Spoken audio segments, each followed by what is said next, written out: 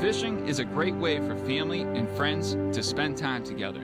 And this morning, my mom and I hope to create another memorable fishing adventure as we target big summertime striped bass.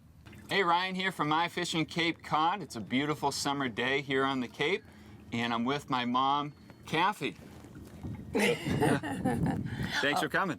I'm glad I came. I had no idea I was going to be part of all this. Thought it was just the two of us going. This will be different. Yes, very different than a normal fishing trip. Right. So I asked my mom about 12 hours ago if she'd like to come try and catch a big striper.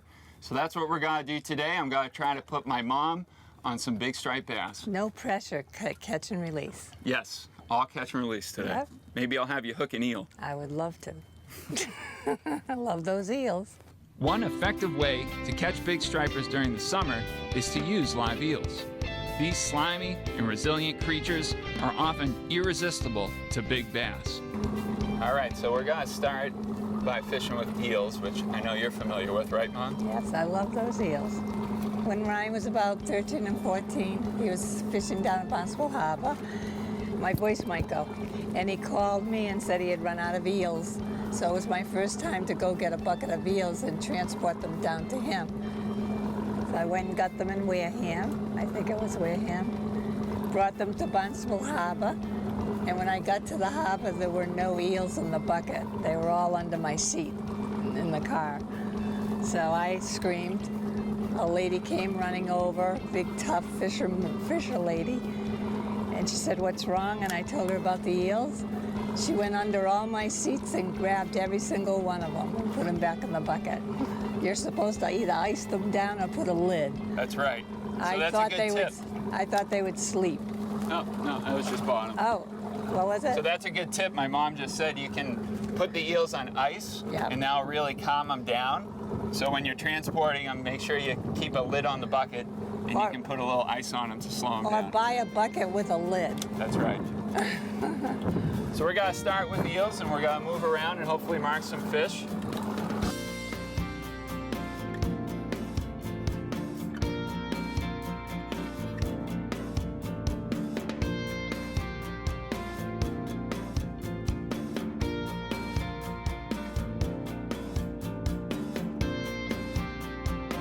All right, so we've got some fish beneath the boat here. It's just a matter of whether or not they feel like biting.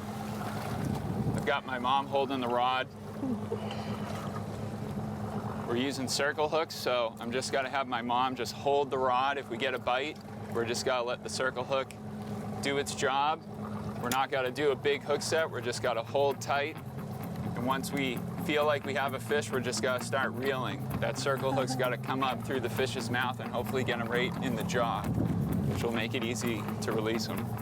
My mom and I spent some time setting up drifts and casting our eels into schools of stripers, but the fish were moving fast and acting finicky. We decided to switch up tactics and try trolling the tube and worm. Trolling would help us cover more ground and hopefully give us a better chance of hooking one of these elusive fish. All right, so these fish are being a little picky, and we drifted through them a bunch of times with the eels without any bites. So now what I'm gonna do is use a pretty proven summertime technique, and it's tube and worm. So we're gotta troll these tubes right through the schools, and hopefully there's a dumb fish in there that will bite the tube. How's that sound, Mom? Perfect. Sound like a plan? Sounds like a plan.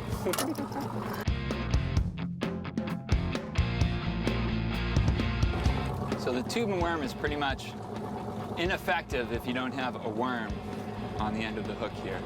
So it's a bit of a mystery what this imitates, but a lot of folks think it imitates a big sea worm, which would make sense, but you really need to have that piece of sea worm on the hook there, or they just won't bite it.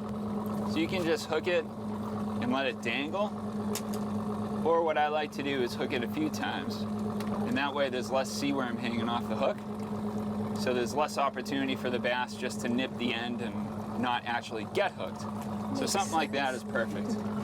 All we gotta do now is find some of those big schools and troll them through, and they're being a little finicky, but we're not gonna give up, and hopefully we'll get a bite from my mom to reel in a big one. My mom and I started trolling the tubes directly through a big school of striped bass. And finally, our efforts starting to pay off. But, oh, that's a big fish. Put that right there. This is a big fish. Ready? Oh my gosh, he's really running. It's a tuna. All right, take it easy. So hold this right here like this, and you just gotta nice and easy pull up and just reel down. All right? Yeah, I'll help you out. Stay with me. Yeah. Start doing it. This is huge. Put this hand right up here. I can't let go. Do you have it? Let go of this hand. Put it right here.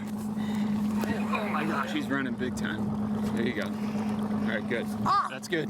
Oh my God. Yep. Nice and easy. Keeps nice steady pressure. Ryan, keep it steady. Keep it steady. It's a tuna. It's not a tuna, but it's fighting like a tuna. Oh my God. Yep. Keep it steady. Keep it steady. It's killing my stomach. Nice and easy. We got all day. No rush. I have a doctor's appointment. You do have a duck. Keep that line tight. We got to keep that line perfectly tight. Oh God. My goodness. Oh, I've never had one like this. This might be your biggest fish ever. It is. Oh, it is still running. This is a monster. All right, ready? I'll take it for a moment. Yeah, just for a bit, because my arms. Okay. Oh wow. Oh my God. Oh, that guy might have hooked onto us. What? That guy trolling just hooked onto our line. We have a big fish. Okay, it might have come free. There's another guy out here. I have never crossed felt over that. our line, but I think we're okay here. It just got free. Okay, here we go. Now we're gaining on him. Keep reeling. Into my stomach, right? All right, we almost got him. He's pooped. We're gonna have to revive this guy. Oh my goodness, Mom! Look at that fish. Oh my God! Wow! Good job. Good job. Look at that. Unbelievable. Nice job, Mom. This guy is massive. I'm gonna try to get him right back in the water so we can revive him. You want to just come over real quick? Yep. This is the biggest striper you've ever caught, that's for sure. Look at that fish. Good job. What do I do? Nothing. Just smile and look pretty for the camera. How's my hair? All right, we gotta get this guy back in the water. He's absolutely exhausted. So we're gonna let water just go through this guy's gills here. It's okay, I'm all right. I got the boat forward, and we're just going to revive him. I mean, my mom fought him for a long time, so he's pretty pooped. At least 30 If we were just to throw him back in, he might float belly up, and that's not good. So we're gonna let him catch his breath. You know, think of it like if you just ran a marathon and then somebody covered your mouth and you couldn't breathe. That's like what these fish go through. So you really got to spend a little time and revive them. How we looking, Mom? We're not going to hit anything, are we? No, we're all set. No boats in front of us? Not in front of us. All right. This is a solid 35-pound striper. I mean, that is a really nice fish. Look how beautiful that fish is. He's probably 15 years old. Took him 15 years of traveling up and down the coast to get this big. So I want to make sure that he swims away in good shape.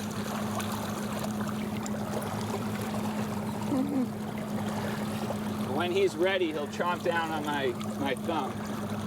So when he chomps down on my thumb, I'll know that he's ready to go. There we go. Oh, wow. Kicked right down. He's in great shape. Give me a hug. Nice job. Biggest striper of your life. Yes, definitely. Awesome.